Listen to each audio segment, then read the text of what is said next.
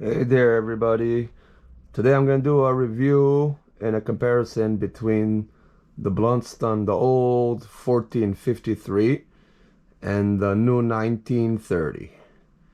And they're basically the same shoe. They're very similar, but I'll show you all the stuff I did to the old one, and hopefully the new one will be the same quality. So I'll start first. Here's the 19. Here's the 1930. Yeah, it comes in a package like this. Comes in a box. Get rid of all the paperwork and all the stuff. Yeah, you get like just a little, some instructions or a brochure. And now I'll show you the difference between the new ones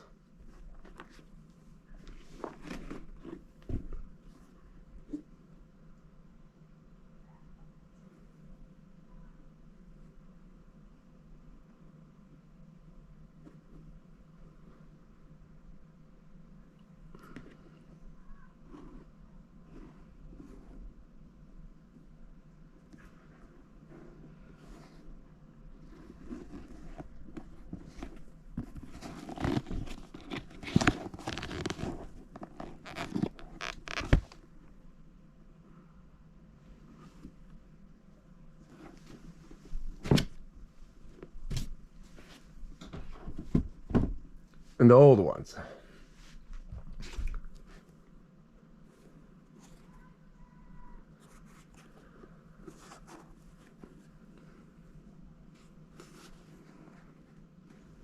Okay. Now take in mind that these shoes, several years, at least 4 years, and I built my whole house with them. It's a tiny house. I did a lot of construction with them. I did hiking in Israel. Is the highest, our highest mountain is a Hermon Mount, and it's like a little bit more than 2 kilometers tall, so around 6,500 feet, full of snow. I did it several times with this shoe. Now the reason I did it with this shoe is because I was supposed to get a new, like a better boot or shoe for the snow, and it was coming close, and I didn't find the right shoe, and these were getting really old. The soles were completely dead. So what I did is I put my old Brooks running shoes, my old Brooks shoes soles, I attached them to the old Blundstone. I don't know why from the company they don't give you a better tread.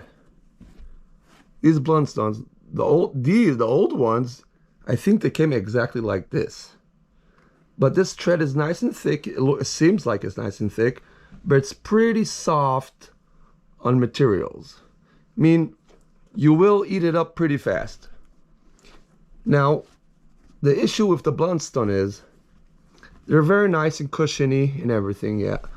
But this layer here, it's a very thin layer that covers the whole sole. Now, the second that you rupture this plastic thin layer, then you start eating up all the inside of it. As long as the coating is okay, it will last for a long time. I'll show you on the old ones. Okay, I'll show you one that already came out. So this didn't last long. I did a few mountains with it. A few days of hiking in terrible weather, and snow and slush and mud. So eventually it came off. Now the Brook soles have a very strong grip. And consider that these Brook shoes soles, I used them also. I did a lot of mileage on them, and they still have there are grips on them, you see. But I'll get closer to the Blundstone, you'll see. There's a little coating here. But if you get closer, so I can focus, you'll see it's just like a kind of foamy material. I mean, I'm not going to go into all the names of the materials because I'm not sure. But this foamy material, I mean, I grounded a little bit off of it because I had to fit my sole on. Basically what I did, I put 2 layers. I put half here, I put this side on, and then I cut off from the original sole and I put on here. You can see it here. See, this is still intact. And this is actually pretty good. Now, the adhesive that I used for it, it's probably not the correct one, but it did work. And here it's still attached pretty damn good. So you can see there's a little bit of adhesive here. I didn't care to take it off because I knew it's going to come off as I use it. It's a boot. It's a working shoe, you know, it's supposed to be aggressive. You're not going to a wedding with this shoe. So to consider, if you guys are going to want to put new soles on these shoes, you're going to have a material or sew it on, but it won't hold because this rubber is tough, but it doesn't hold the edge. So the second you put a needle or a thread through it, it will come right through it. The way to do it is to have the whole mass glued, the whole surface area. But this material doesn't like to get glued to. So the sole is stronger than this material. So it will just come off. So there probably is ways to do it. I only needed it for a few days and for a few hikes, so I didn't really care. But there is a way to do it, and you could do it. And why I'm talking about the sole? Because the sole on these shoes, or the weakest point, these shoes, like I said before, could take a beating. Yeah? As long as you wax it. It doesn't really matter what you wax it with. Any wax, Vaseline wax, beeswax. You just gotta oil up with a thick oil or thick lube that won't run off, and it will stay on leather, like leather likes to get waxed. And if you wax it, it will be waterproof. It will be waterproof all the way, you can see, all the way to this connection. So it means like basically till here. You can say 70% of the height will be waterproof. I went through puddles all the way to here for hours and hours. When it was waxed, nothing seeped in, nothing. This shoe will do a good job. It's very tough. And I'll show you even more how tough it is. If you look at the new shoelaces, I think maybe they did a little bit improvement on these shoelaces. Maybe they did like a carbon rusty finish. I don't know how people call them. But it seems like these are like old style shoelaces. You know, like I don't remember exactly the right name, but these are they're like tough shoelaces. But they're the same width and the same size as these came before. But on these shoes, I'm aggressive. I like pulling stuff. I like when stuff is nice and snug. And for sure when I'm going through water or all kinds of gravel, and I don't want to get bugs and stuff in me, I want my shoe to be nice and clean when I take my feet out of the shoe. So this will take a beating.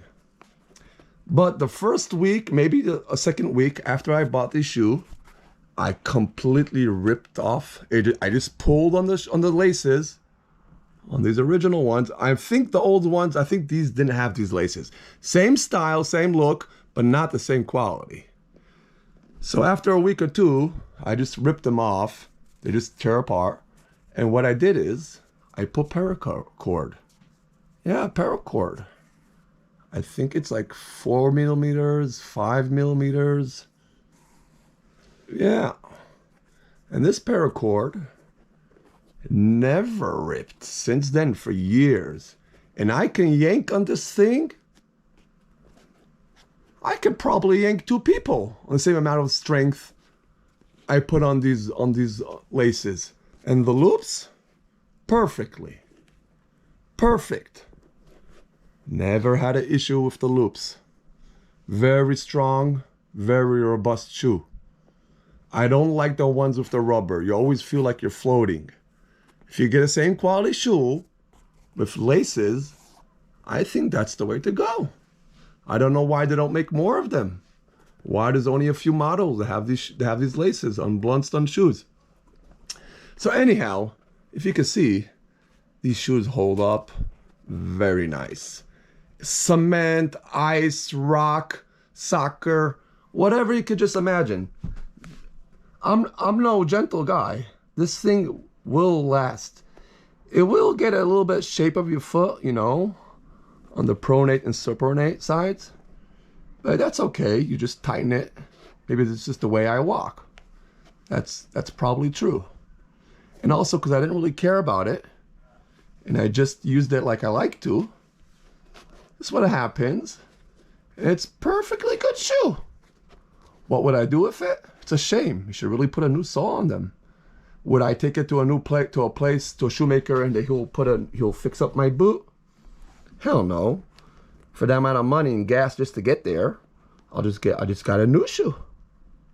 Right? They're not that expensive, but they do last a long time. So anyhow, what I want to say is, the shoe is a good shoe. The sole, if you step on hot stuff, or if you step on stuff that doesn't take a physical abuse, it's just like a chemical or like say a bonfire or something like that. When it ruins that little, when it takes off that little layer, that thin layer that coats the whole bottom, then you start to have issues. But as long as you just march and stomp on it and kick on it, kick with it, and whatever you do, it's pretty good. Okay, so the new ones have a slight different ending here. It's a little bit pointy, you see? Do I like it? Would it bother me? I don't know. Here, it's a little bit rounded out. And they have here 7 holes for laces on this one. On the new one, they only have 6. They probably made them a little bit far away. But it seems like it goes all the way up, all the way down to the bottom. It seems like it should be no issue. Inside, it is the same opening, like all the way to the same height. If we go back again, this will give me maybe 5% less height of water.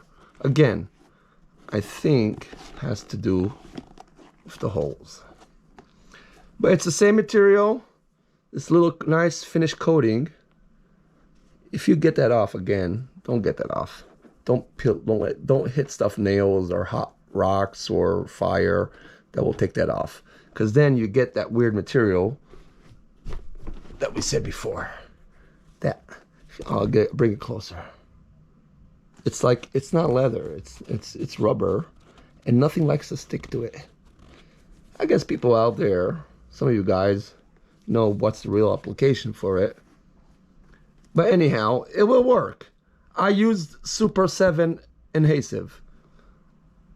Probably not the right one. Probably better off. No, I'm sorry. I did it with rubber cement. I glued it with rubber cement, the bottom, and then I just coated it on the edges. Well, it wasn't perfectly with the Super 7. So I think if you do a better job, you probably could get it lasting for longer if you're going to fix the soles. But the upper shoe, the leather, is perfect. No damage. And this thing went through a beating like you don't believe. Anything you can imagine, this thing really did it. So hopefully, the new shoe will be the same. We'll do the same. This time I'll be careful not to step on hot stuff in the bottom, and not to step on nails and just kick them like there's no tomorrow. But it seems like it's the same shoe. Same kind of feeling. I wore them. They're the same size. Exactly. This is 9.5 and this is 9.5. And exactly the same size inside.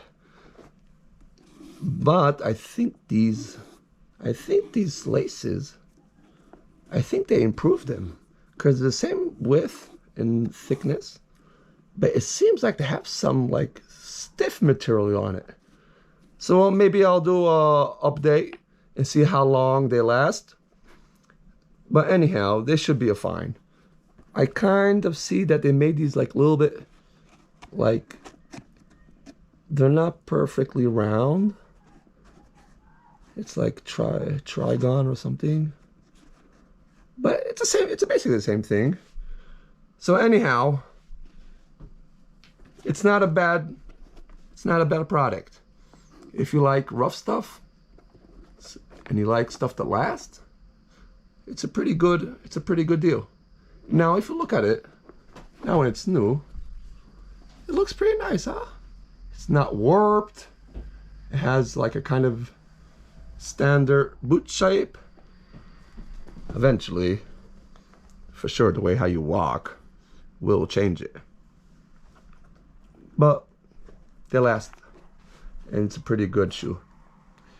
So all you guys out there, if it's the first time buying a Blundstone, or if you always had a rubber fit Blundstone, and you're wondering about a good boot that you could tie it up, it's a pretty good shoe.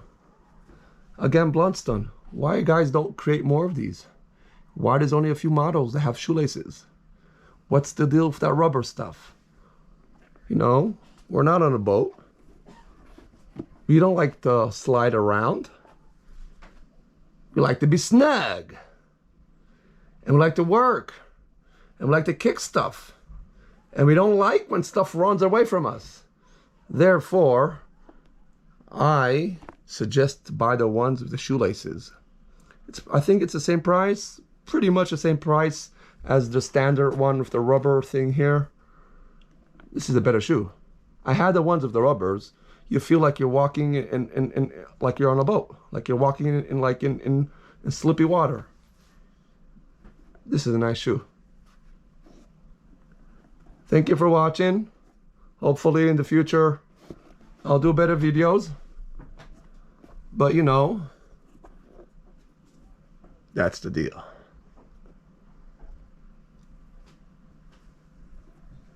Adios.